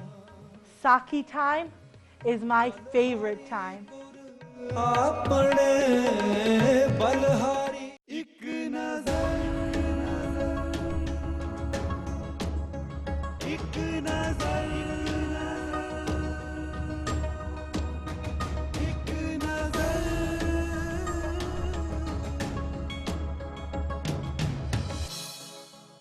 Break ਤੋਂ ਬਾਅਦ ਤੁਹਾਡਾ ਇੱਕ ਵਾਰ ਫਿਰ ਤੋਂ ਸਵਾਗਤ ਹੈ। ਤੁਸੀਂ ਦੇਖ ਰਹੇ ਹੋ TV 84 ਤੇ ਤੁਹਾਡਾ ਆਪਣਾ ਪ੍ਰੋਗਰਾਮ ਇੱਕ ਨਜ਼ਰ। ਔਰ ਅੱਜ ਸਾਡੇ ਨਾਲ ਸਟੂਡੀਓ ਦੇ ਵਿੱਚ ਮੌਜੂਦ ਨੇ ਸਤਨਾਮ ਸਿੰਘ ਕਾਲੋ ਜੀ। ਭਾਈ ਸਾਹਿਬ ਜੀ, ਗੱਲ ਕਰਦੇ ਹਾਂ 84 ਦੇ ਦੰਗੇ ਦੀ, 84 ਦੇ ਅਟੈਕ ਦੀ। ਅਟੈਕ ਵੇਲੇ ਭਾਈ ਸਾਹਿਬ ਜੀ ਤੁਸੀਂ ਕਿਸ ਮੋਰਚੇ ਦੇ ਵਿੱਚ ਸੀਗੇ ਔਰ ਤੁਹਾਨੂੰ ਸੰਤਾਂ ਵੱਲੋਂ ਕੀ ਆਦੇਸ਼ ਮਿਲੇ ਸੀਗੇ? ਸਾਨੂੰ ਜੀ ਅਸੀਂ ਪਹਿਲਾਂ ਮੋਰਚਾ ਜਿਹੜਾ ਸੰਭਾਲਿਆ ਸੀ ਉਹ ਸਿੰਧੀ ਹੋਟਲ ਦੇ ਉੱਤੇ ਸੀ। ਸਿੰਧੀ ਹੋਟਲ ਦੇ ਵਿੱਚ ਹੀ ਇਦਾਂ ਦਾ ਮੋਰਚਾ ਸੀ ਜੀ, ਬਹੁਤ ਮਾੜਾ ਹੀ, ਬੋਰੀਆਂ ਲਾ ਕੀਤਾ ਸੀ। ਬੋਰੀਆਂ ਲਾਈਆਂ ਗਈਆਂ ਵੀ ਗੋਲੀ ਨਾ ਪਹੁੰਚੇ ਉੱਥੇ। ਚਲੋ ਜਿੰਨੇ ਕਿ ਅਸੀਂ ਪਰਦਾ ਕੀਤਾ ਸੀ। ਉਹਦੇ ਨਾਲ ਹੀ ਸਾਡੇ ਹਰਮਿੰਦਰ ਸਿੰਘ ਸੰਧੂ, ਸਰਦਾਰ ਅਮਰਜੀਤ ਸਿੰਘ ਚਾਵਲਾ, ਸਰਦਾਰ ਸਾਹਿਬ, ਸਰਦਾਰ ਮਹਿਤਾ ਸਾਹਿਬ, ਜਿਹੜੇ ਕਿ ਕਿਸੇ ਟਾਈਮ ਤੇ ਇਹਨਾਂ ਨੇ ਉੱਤੇ ਪੀਪਾ ਬੱਧਣ ਦਾ, ਪੀਪੇ ਦੇ ਨਾਲ ਗੋਲੀਆਂ ਚੈੱਕ ਕਰਦੇ ਹੁੰਦੇ ਸੀ ਕਿ ਆਉਣ ਵਾਲੇ ਸਮੇਂ ਦੇ ਵਿੱਚ ਅਸੀਂ ਆਹ ਕਰਾਂਗੇ, ਉਹ ਕਰਾਂਗੇ। ਪਰ ਉੱਥੋਂ ਅਸੀਂ ਗੋਲੀ ਚੱਲਦੀ ਨਹੀਂ ਕੋਈ ਵੇਖੀ। ਲਾਗੇ ਸਾਡਾ ਮੋਰਚਾ ਸੀ, ਅਸੀਂ ਖੀਰ ਤੱਕ ਰਹੇ ਹਾਂ। ਅਸੀਂ 3 ਤਰੀਕ ਨੂੰ ਮਹਾਂਪੁਰਸ਼ਾਂ ਦੇ ਕੋਲ ਗਏ ਜੀ। 3 ਤਰੀਕ ਨੂੰ ਮਹਾਂਪੁਰਸ਼ਾਂ ਨੂੰ ਮਿਲੇ ਹਾਂ ਜਾ ਕੇ, ਸੰਤ ਜਰਨੈਲ ਸਿੰਘ, ਭਾਈ ਅਮਰੀਕ ਸਿੰਘ। ਭਾਈ ਅਮਰੀਕ ਸਿੰਘ ਨੇ ਸਾਨੂੰ ਗੱਲ ਨਾਲ ਲਾ ਕੇ ਬੜਾ ਰੋਇਆ।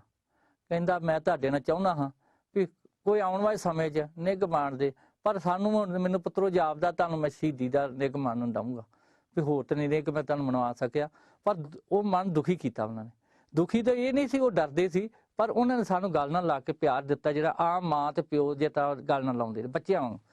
ਪਰ ਉੱਥੇ ਅਰਦਾਸੇ ਕੀਤੇ। ਜਦੋਂ ਅਰਦਾਸੇ ਕਰਨ ਤੋਂ ਬਾਅਦ ਵਿੱਚ ਉਹਨਾਂ ਨੇ ਮੀਟਿੰਗ ਕੀਤੀ। ਮੀਟਿੰਗ ਤੋਂ ਬਾਅਦ ਜੋ ਮਨੀਸ਼ ਸਾਨੂੰ ਦੇਣਾ ਦਿੱਤਾ, ਬੱਬਰਾਂ ਨਾਲ ਸੁਲਾਹ ਹੋ ਗਈ, ਬੱਬਰਾਂ ਨੂੰ ਦਿੱਤਾ, ਸਾਰਿਆਂ ਨਾਲ ਦਿੱਤਾ। ਇਹੋ ਹੀ ਉਹਨਾਂ ਨੇ ਆਖਿਆ ਵੀ ਕਿਸੇ ਨੂੰ ਨਿਰਦੋਸ਼ੀ ਨੂੰ ਗੋਲੀ ਨਹੀਂ ਲੱਗਣੀ ਚਾਹੀਦੀ। ਜਿਹੜਾ ਤੁਹਾਡੇ ਤੇ ਵਾਅਦਾ ਕਰਦਾ, ਚੜ ਕੇ ਆਉਂਦਾ ਗੁਰੂ ਘਰ ਦੇ ਵਿੱਚ, ਉਹਨੂੰ ਬਖਸ਼ਣਾ ਨਹੀਂਗਾ। ਅਸੀਂ ਸਿੰਧੀ ਹੋਟਲ ਦੇ ਉੱਤੇ ਸਾਂ, ਅਸੀਂ ਉੱਥੇ ਲੜਦੇ ਹਾਂ। ਇਧਰੋਂ ਭਰਾ ਸਾਡੇ ਤੇ ਨਹੀਂ ਲੜਦੇ, ਇਹ ਤੇ ਲਾਗੇ ਬਰਫੀਆਂ ਤੇ ਕੇਲੇ ਖਾਂਦੇ ਸੀ। ਸਾਨੂੰ ਰੋਟੀ ਵੀ ਨਹੀਂ ਮਿਲੀ ਜੀ। 3 ਤਰੀਕ ਤੋਂ ਲੈ ਕੇ 6 ਤਰੀਕ ਤੱਕ ਪ੍ਰਸ਼ਾਦਾ ਨਹੀਂ, ਕੋਈ ਪਾਣੀ ਨਹੀਂ, ਕੋਈ ਧਾਣੀ ਨਹੀਂ ਜੀ। ਅਸੀਂ ਉੱਥੇ ਕਿੱਦਾਂ ਗੁਜ਼ਾਰਾ ਕੀਤਾ ਰੱਬ ਜਾਣਦਾ, ਚਾਹੇ ਰੱਬ ਨੇ ਪਾਤਸ਼ਾਹ ਨੇ ਆਪ ਕੀਤਾ, ਚਾਹੇ ਕਿਵੇਂ ਕੀਤਾ। ਉੱਥੇ ਅਸੀਂ ਰਹੇ ਹਾਂ, ਉੱਥੇ ਲੜਾਈ ਲੜਦੇ ਰਹੇ ਹਾਂ। ਲੜਾਈ ਲੜਦੇ ਅਸੀਂ ਇਹ ਵੇਨੇ ਹਾਂ ਵੀ 100-150 ਬੰਦਾ ਜਿਹੜਾ ਲਾਲਾ ਕਰਦਾ, ਜੈ ਮਾਤਾ ਦੀ ਕਰਦਾ ਆਉਂਦਾ ਸੀ। ਇੱਧਰੋਂ ਅਸੀਂ ਜਕਾਰੇ ਛੱਡਦੇ ਹਾਂ ਤੇ ਅਸੀਂ ਜਦੋਂ ਆਪਣੀ ਗੋਲੀਆਂ ਚਲਾਉਂਦੇ ਹਾਂ, ਉਹਨਾਂ ਦਾ ਪੂਰ ਖਤਮ ਹੋ ਜਾਂਦਾ। ਜਦੋਂ ਖਤਮ ਹੋ ਜਾਂਦਾ, ਗਾਹ ਨਹੀਂ ਪਹੁੰਚਦਾ, ਉਹਨਾਂ ਦੇ ਫੇਰ ਮੁੜ ਕੇ ਪਿਛਾਂ ਚੁੱਕ ਲੈਂਦੇ, ਮਾਰ ਕੇ ਇੱਦਾਂ ਕਾਂਡੀਆਂ ਜਿਹੀਆਂ ਪਾਈਆਂ ਸੀ ਤੇ ਪਿੱਛੇ ਆਪਣੇ ਫੌਜੀ ਖਿੱਚ ਲੈਂਦੇ। ਫਿਰ 100-150 ਇੱਦਾਂ ਚੱਲਦਾ ਰਿਹਾ। 3 ਤਰੀਕ ਤੋਂ ਲੈ ਕੇ 6 ਤਰੀਕ ਤੱਕ ਚੱਲਿਆ ਜੀ ਸਾਡਾ ਮੋਰਚਾ ਜੀ। ਉੱਥੋਂ ਦੂਜੇ ਲਾਗੇ ਮੋਰਚੇ ਸੀ, ਉੱਤੇ ਬੁਰਜਾਂ ਦੇ ਉੱਤੇ ਮੋਰਚੇ ਸਨ ਸਾਡੇ ਯੋਧਿਆਂ ਦੇ, ਲੰਗਰ ਹਾਲ ਤੇ ਮੋਰਚੇ ਸੀ। ਇੱਧਰ ਟੈਂਕੀ ਦੇ ਉੱਤੇ ਮੋਰਚਾ ਸੀ, ਬਾਬੇ ਟਲ ਤੇ ਮੋਰਚਾ ਸੀ। ਇੱਧਰ ਪਿਛਲੇ ਬੰਨੇ ਲਾਓ ਜਿੱਧਰ ਆਪਣਾ ਪਾਪੜਾ ਬਾਜ਼ਾਰ ਆ, ਚਾਹੇ ਉੱਥੇ ਆਟਾ ਮੰਡੀ ਆ, ਉੱਧਰ ਮੋਰਚੇ ਸਨ। 4 ਸਵੇਰੇ ਮੋਰਚੇ ਸਨ। ਜਦੋਂ ਇੱਦਾਂ ਚੱਲਦਾ ਰਿਹਾ ਤੇ ਇਹਨਾਂ ਨੇ ਦਰਬਾਰ ਸਾਹਿਬ ਦੇ ਵਿੱਚ ਬਿਲਕੁਲ ਪੈਰ ਨਹੀਂ ਪਾ ਸਕਿਆ, ਜੋ ਸਾਡੇ ਆਏ ਪਾਸੇ। ਜਦੋਂ ਬਾਅਦ ਵਿੱਚ ਇਹਨਾਂ ਨੇ ਕੀਤਾ ਵੀ ਗੁਰੂ ਰਾਮਦਾਸ ਦੀ ਸਰਾਂ ਦਾ ਇੱਕ ਗੇਟ ਆ, ਜਿਹੜੀ ਗੇਟ ਦੇ ਉੱਤੇ ਲੋਹੇ ਦਾ ਗੇਟ ਲੱਗਾ ਹੋਇਆ ਹੈ, ਜੇ ਵੀ ਮੌਜੂਦ ਹੈ ਟੈਂਕੀ ਦੇ ਲਾਗੇ, ਹੁਣ ਸ਼ਾਇਦ ਲਾਤਾ ਹੋਵੇ ਨਾ। ਉਹ ਟੈਂਕੀ ਦੇ ਲਾਗੋਂ ਇਹਨਾਂ ਨੇ ਦਰਵਾਜ਼ਾ ਤੋੜਿਆ, ਬਾਗਵਾਈ ਗਲੀ ਵੱਜਦੀ, ਉਹਦੇ ਇਹਨਾਂ ਨੇ ਟੈਂਕ ਵਾੜਿਆ। ਸਰਾਂਜ ਜੋ ਟੈਂਕ ਵਾੜਿਆ, ਫਿਰ ਸਰਾਂ ਦੇ ਵਿੱਚ ਇਹਨਾਂ ਨੇ ਸਾਰੇ ਕਾਬੂ ਕੀਤੇ। ਉਦੋਂ ਬਾਅਦ ਵਿੱਚ ਜਦੋਂ ਸਾਨੂੰ ਦੇਖਿਆ ਬਿਲਕੁਲ ਖਤਮ ਹੋ ਗਿਆ ਕੰਮ, 6 ਤਰੀਕ ਨੂੰ ਮਨੇਰੇ ਅਸੀਂ 4 ਵਜੇ ਨਾਲ ਉੱਥੋਂ ਮੋਰਚੇ ਤੋਂ, ਜਦੋਂ ਵੀ 4 ਵਜੇ ਖਤਮ ਹੋ ਗਿਆ ਕੰਮ, ਅਸੀਂ ਉੱਥੋਂ ਨਿਕਲਣ ਦੀ ਕੋਸ਼ਿਸ਼ ਕੀਤੀ ਵੀ ਸਰਾਂਜ ਜਾ ਕੇ ਉੱਥੇ ਯੋਧੇ ਆਪਣੇ ਉੱਥੇ ਚੱਲਦੇ ਆ ਵੀ ਮੋਰਚਾ ਖਤਮ ਹੋ ਗਿਆ। ਸਾਡੇ ਮੋਰਚਾ ਡਾਟਾ ਗੋਲੇ ਮਾਰ ਕੇ, ਉਹਦੇ ਚੋਂ ਸਾਡੇ ਸਾਰੇ ਸਿੰਘ ਸ਼ਹੀਦ ਹੋ ਗਏ, 10 ਸਿੰਘ ਬਚੇ। ਜਿਹੜੇ 25-26 ਸਿੰਘ ਆ ਉਹਨਾਂ ਦੇ 10 ਸਿੰਘ ਬਚੇ। 10 ਨੇ ਅਸੀਂ ਜਾ ਕੇ ਜਦੋਂ ਵੇਖਿਆ ਸਰਾਂ ਵਿੱਚ ਗੁਰੂ ਰਾਮਦਾਸ ਉਹਦੇ ਫੌਜ ਵੜ ਚੁੱਕੀ ਸੀ। ਉੱਥੇ ਅਸੀਂ ਜਦੋਂ ਬਾਹਰ ਨੂੰ ਭੱਜਣ ਲੱਗੇ ਉਦੋਂ ਸਾਰੇ ਗੋਲੀਆਂ ਵੱਜੀਆਂ, 2 ਸਿੰਘ ਉੱਥੇ ਸਾਡੇ ਸ਼ਹੀਦ ਹੋਏ। ਉੱਥੋਂ ਸਾਨੂੰ ਫੜ ਲਿਆ ਗਿਆ। ਉੱਥੋਂ ਫੜ ਕੇ ਇਹਨਾਂ ਨੇ ਫਿਰ ਸਾਡੀਆਂ ਬਾਹਾਂ ਬੰਨ੍ਹ ਕੇ ਇਹਨਾਂ ਬਿਠਾ ਦਿੱਤਾ।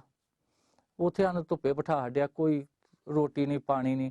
ਜਿਹੜੇ ਹਿੰਦੂ ਲੋਕ ਆਉਂਦੇ ਸਨ, ਦੁੱਖ ਤੇ ਇਸ ਗੱਲ ਦਾ ਵਾ, ਹਿੰਦੂ ਲੋਕਾਂ ਨੂੰ ਗੱਲ ਨਾਲ ਲਾਇਆ ਤੇ ਸਾਡੇ ਪਾਤਸ਼ਾਹ ਨੇ, 9ਵੇਂ ਪਾਤਸ਼ਾਹ ਨੇ ਇਹਨਾਂ ਵਾਸਤੇ ਸੀਸ ਦਿੱਤਾ, 10ਵੇਂ ਪਾਤਸ਼ਾਹ ਨੇ ਆਪਣਾ ਸਰਬੰਸ ਵਾਰਤਾ।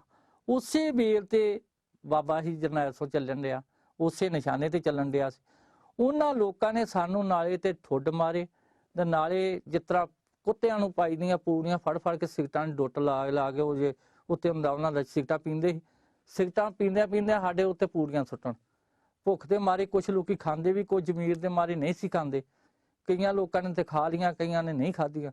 ਇਹਨਾਂ ਨਹੀਂ ਖਾਧੀਆਂ ਉਹਨਾਂ ਨੂੰ ਫੌਜੀਆਂ ਨੇ ਕੁੱਟਿਆ ਵੀ ਹਾਂ ਜਾਂ ਤੁਸੀਂ ਕਿਉਂ ਨਹੀਂ ਖਾਂਦੇ, ਤੂੰ ਸਾਲਾ ਭਿੰਡਰੀ ਵਾਲਾ ਬਣਿਆ ਵਾ। ਆ ਕਸ਼ਹਿਰੇ ਨੂੰ ਫੜ ਫੜ ਕੇ ਆਖੇ ਇੰਟਰਵੀਅਰ ਪਾਇਆ ਭਿੰਡਰੀ ਆਏਗਾ, ਗਾਲਾਂ ਕੱਢਣ। ਚਲੋ ਸਮਾਂ ਹੁੰਦਾ ਰਿਹਾ। ਉੱਥੇ ਸਾਨੂੰ ਜੀ ਫੜ ਕੇ ਇਹਨਾਂ ਨੇ ਜੋਧਪੁਰ ਜੇਲ੍ਹ ਤੇ ਨਾ ਲੈ ਗਏ ਕੈਂਪਾਂ ਦੇ ਵਿੱਚ। ਉੱਥੇ ਕੁੱਟਮਾਰ ਚੱਲ ਪਈ। ਉੱਥੇ ਬਹੁਤ ਤਸ਼ੱਦਦ ਕਰਦੇ ਰਹੇ, ਜਿੰਨਾ ਕੀਤਾ। ਉਦੋਂ ਬਾਅਦ ਵਿੱਚ ਆ ਗਈ ਇੱਕ ਵੀਰ ਦੀ ਵਾਰੀ ਉੱਥੇ ਪਛਾਣਨ ਦੀ, ਜਿੱਥੋਂ ਕੈਟ ਜਿਹੜੇ ਦੱਸਿਆ ਤੁਹਾਨੂੰ, ਕੈਟ ਜਿਹੜੇ ਪਹਿਲਾਂ ਤੋਂ ਚੱਲਦੇ ਆ ਜੀ। ਉੱਥੇ ਇੱਕ ਸਿੰਘ ਨੇ ਬਹਿ ਕੇ ਸ਼ੀਸ਼ਿਆਂ ਦੇ ਵਿੱਚ ਸਾਡੀਆਂ ਪਛਾਣਾਂ ਕੀਤੀਆਂ। ਉਸ ਬੰਦੇ ਨੇ ਕਹੀ ਗਿਆ ਵੀ ਇੱਧਰ ਨੂੰ ਹੋ ਜਾਓ, ਜਿਹੜੇ ਦੋਸ਼ੀ ਸੀ, ਜਿਹੜੇ ਨਹੀਂ ਸੀ ਦੋਸ਼ੀ ਉਹ ਇੱਧਰ ਨੂੰ ਕਰੀ ਜਾਂਦਾ।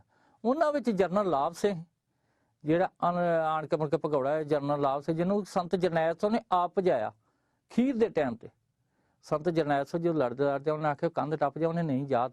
ਉਹਦਾ ਨਾਂ ਸੁੱਖਾ ਸੁਖਦੀਪ ਸਿੰਘ, ਪੁਲਿਸ ਵਿੱਚ ਹੀ ਤੇ ਭੱਜ ਕੇ ਆਇਆ ਤੇ ਉਹਦਾ ਨਾਂ ਰੱਖਦਾ ਜਨਰਲ ਲਾਭ ਸਿੰਘ। ਉਹਨਾਂ ਨੇ ਆਖਿਆ ਲਾਭ ਸਿੰਘ ਤੂੰ ਚੱਲ ਜਾ, ਤੂੰ ਲਾਭ ਪਹੁੰਚਾਉਣ ਵਾਸਤੇ ਆਇਆ, ਤੂੰ ਆ ਸੁੱਖਾ, ਤੂੰ ਇਹਨੂੰ ਆਖਣ ਡਿਆ ਤੂੰ ਲਾਭ ਪਹੁੰਚਾਉਣ ਵਾਸਤੇ ਤੇਰਾ ਨਾਂ ਲਾਭ ਤੋਂ ਰੱਖਿਆ ਸੀ, ਇਸੇ ਕਰਕੇ ਰੱਖਿਆ ਸੀ, ਆਉਣ ਵਾਲੇ ਸਮੇਂ ਤੂੰ ਸੇਵਾ ਕਰਨੀ। ਉਹਨੇ ਵੇਖਿਆ, ਮੇਰੇ ਅੱਖੀ ਵੇਖਣ ਦੀ ਗੱਲ, ਲਾਭ ਸਿੰਘ ਸਾਡੀ ਜੇਲ੍ਹ 'ਚ ਹੀ ਮੁੜ ਕੇ ਉਹਨੇ ਦੱਸਿਆ ਮੇਰੇ ਸਾਹਮਣੇ ਸੰਤ ਜਰਨੈਲ ਸਿੰਘ, ਅਮਰ ਸ਼ਹੀਦ ਭਾਈ ਬਰੀਕ ਤੋਂ ਦੋਵੇਂ ਜਣੇ ਜੱਫੀ ਪਾ ਕੇ ਸ਼ਹੀਦ ਹੋਏ ਨੇ। ਦੋਵੇਂ ਜਕਾਰੇ ਛੱਡਦੇ, ਦੋਵਾਂ ਦੇ ਹੱਥ ਵਿੱਚ ਹਥਿਆਰ ਨੇ, ਬਾਂਹ 'ਚ ਬਾਂਹ ਪਾਈ ਆ, ਲੜਦੇ ਥੱਲੇ ਉਤਰੇ ਨੇ ਤੇ ਜੋ ਸ਼ਹੀਦ ਹੋਏ ਗੋਲੇ ਵੱਜਦੇ ਵੇਖਿਆ, ਕਹਿੰਦਾ ਫਿਰ ਮੈਂ ਪਿਛਾਂ ਉਤਰਿਆ। ਉਦੋਂ ਬਾਅਦ ਵਿੱਚ ਜੋ ਸਾਨੂੰ ਤੇ ਉਹਨਾਂ ਲਾਭ ਸਿੰਘ ਨੂੰ ਪਛਾਣ ਕੀਤੀ ਤੇ ਲਾਭ ਸਿੰਘ ਨੇ ਵੇਖਿਆ ਬੰਦਾ ਕਿਹੜਾ, ਸਾਡਾ ਜ਼ਿੰਮੇਵਾਰ ਬੰਦਾ, ਜਥੇਬੰਦੀ ਦਾ ਫੈਡਰੇਸ਼ਨ ਦਾ ਬੰਦਾ ਸੀ। ਉਸ ਬੰਦੇ ਨੇ ਸਾਡੀ ਸਾਰਿਆਂ ਦੀ ਪਛਾਣ ਕੀਤੀ। ਪਛਾਣ ਕਰਨ ਤੋਂ ਪਹਿਲਾਂ ਸੰਤ ਜਰਨੈਲ ਸਿੰਘ ਨੇ ਕਈ ਵਾਰ ਇਹ ਗੱਲ ਕਹੀ ਸੀ ਵੀ ਉਹਦਾ ਨਾਂ ਲੈ ਕੇ, ਭਾਈ ਜੇ ਤੂੰ ਆ ਤੇ ਇੱਕ ਮੈਂ ਤੇ ਇੱਕ ਭਾਈ ਬਰੀਕ ਸਿੰਘ, ਚੰਦੋ ਕਲਾਂ ਦੇ ਵਿੱਚ ਘੇਰਾ ਪਿਆ ਸੀ। ਉਹ ਚੰਦੋ ਕਲਾਂ ਵਾਲਾ ਘੇਰੇ ਦਾ ਜਿਹੜਾ ਜੋ ਵੀ ਚਾਂਸ ਮਾਰਿਆ, ਉੱਥੇ ਗੱਡੀਆਂ ਸੜੀਆਂ, ਮਹਾਰਾਜ ਦੇ ਸਰੂਪ ਸੜੇ। ਉਹਨਾਂ ਨੇ ਉਹਨਾਂ ਦੋਸ਼ੀ ਠਹਿਰਾਉਂਦੇ ਵੀ ਇਹ ਕੰਮ ਤੇਰਾ ਵਾ, ਨਾ ਤੇ ਭਾਈ ਅਮਰੀਕ ਸਿੰਘ ਨਹੀਂ ਕਰ ਸਕਦਾ, ਮੈਨੂੰ ਰੱਬ ਜਿੰਨਾ ਯਕੀਨ, ਮੈਂ ਖੁਦ ਕੀਤਾ ਨਹੀਂ। ਤੀਜਾ ਬੰਦਾ ਤੂੰ ਵਜਿਆ, ਜੀਤ ਕਰਦਾ ਗੋਲੀ ਮਾਰਦਾ, ਪਰ ਸਮਾਂ ਅੱਜ ਨਹੀਂ ਇਜਾਜ਼ਤ ਦਿੰਦਾ। ਸਮਾਂ ਨਹੀਂ ਇਜਾਜ਼ਤ ਦਿੰਦਾ ਕਿ ਉਹ ਸੰਤ ਮਹਾਂਪੁਰਸ਼ ਨਹੀਂ ਚਾਹੁੰਦੇ ਭਰਾ ਮਾਰੂ ਜੰਗ ਸ਼ੁਰੂ ਹੋਏ। ਉਹ ਜਿਹੜਾ ਜੰਗ ਜੇ ਸ਼ੁਰੂ ਹੋਇਆ, ਇਹਨਾਂ ਨੇ ਪਛਾਣ ਕੀਤੀ, ਉਹਨੇ ਪਛਾਣ ਲਏ। ਮੁੜ ਕੇ ਜੇਲ੍ਹ 'ਚ ਗਏ ਆ। ਜਦੋਂ ਇੱਥੋਂ ਜੇਲ੍ਹਾਂ 'ਚ ਹੁੰਦੇ ਅਸੀਂ ਗੁਰਦਾਸਪੁਰ ਜੇਲ੍ਹ 'ਚ, ਕੋਈ ਲੁਧਿਆਣੇ, ਕੋਈ ਨਾਭੇ ਚਲ ਗਏ। ਉੱਥੋਂ ਲੱਦਾ ਕੋਠੀ 'ਚ ਆਏ ਆ, ਉੱਥੇ ਤਫਤੀਸ਼ ਹੁੰਦੀ ਰਹੀ ਆ। ਉੱਥੋਂ ਤਫਤੀਸ਼ ਹੋਣ ਦੇ ਨਾਲ ਹਰਮਿੰਦਰ ਗਿੱਲ ਵੀ ਉੱਥੇ ਸੀ, ਭਾਈ ਮਨਜੀਤ ਸਿੰਘ ਵੀ ਉੱਥੇ ਸੀ, ਇਹਨਾਂ ਦੀ ਤਫਤੀਸ਼ ਚੱਲਣ ਰਹੀ ਸੀ।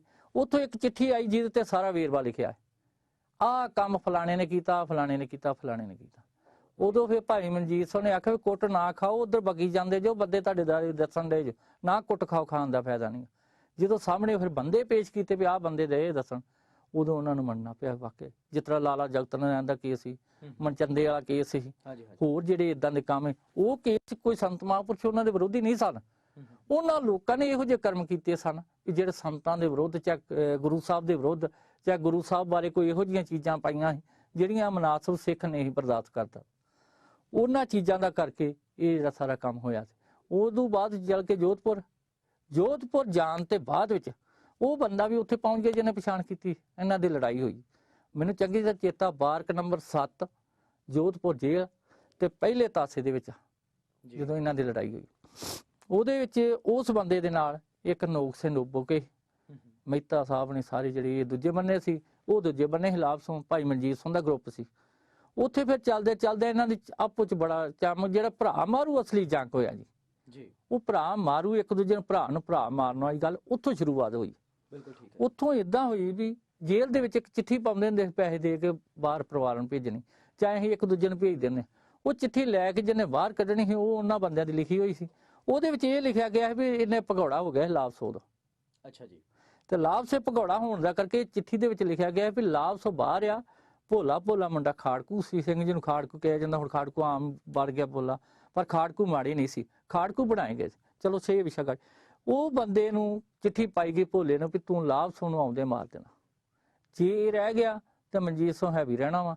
ਇਹ ਹਾਲਾਤ ਜਿਹੜੇ ਆ ਪੰਜਾਬ ਦੇ ਜਿਹੜੇ ਆ ਸਾਡੇ ਵਿਰੁੱਧ ਰਹਿਣਗੇ, ਸਾਡੇ ਬਾਰੇ ਦੱਸਣਗੇ, ਇਹਨੂੰ ਮਾਰ ਦੇ। ਉਹ ਚਿੱਠੀ ਆ ਗਈ, ਇਹ ਭਰਾ ਮਾਰੂ ਜੰਗ ਦੀ ਸ਼ੁਰੂਆਤ ਸੀ।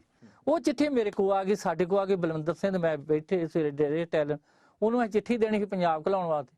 ਜਦੋਂ ਅਸੀਂ ਉਹਨੂੰ ਚਿੱਠੀ ਦਿੱਤੀ, ਉਹ ਆਂਦਾ ਭਾਈ ਮਨਜੀਤ ਸਿੰਘ ਦੀ ਆ ਤੁਹਾਡੀ ਚਿੱਠੀ ਭੁਲੇਖੇ ਨਾਲ ਦੇ ਗਿਆ। ਭਾਈ ਮਨਜੀਤ ਸਿੰਘ ਜੇ ਚਿੱਠੀ ਦੇਣੀ ਸੀ ਉਹ ਦੂਜਿਆਂ ਦੀ ਦਿੱਤੀ, ਉਹ ਨਾਲ ਸਾਡੇ ਕੋਲ ਆ ਗਈ।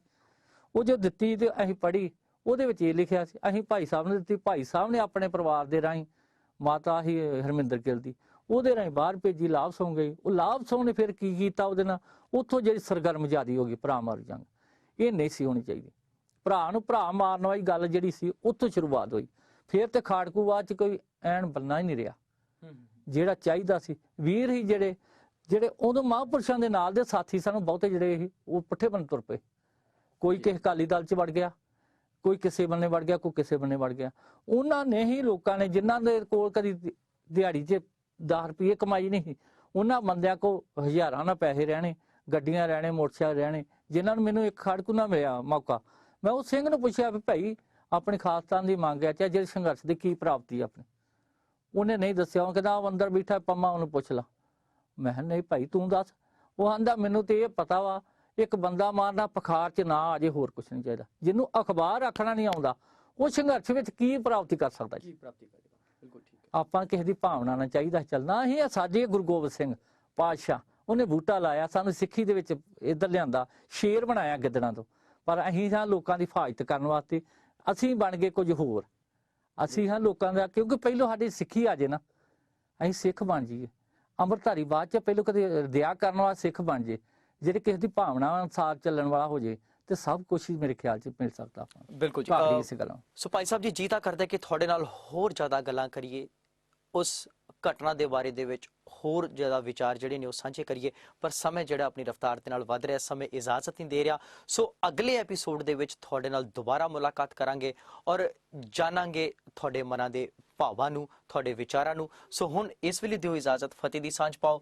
ਵਾਹਿਗੁਰੂ ਜੀ ਕਾ ਖਾਲਸਾ, ਵਾਹਿਗੁਰੂ ਜੀ ਕੀ ਫਤਿਹ। ਇੱਕ ਨਜ਼ਰ, ਇੱਕ ਨਜ਼ਰ।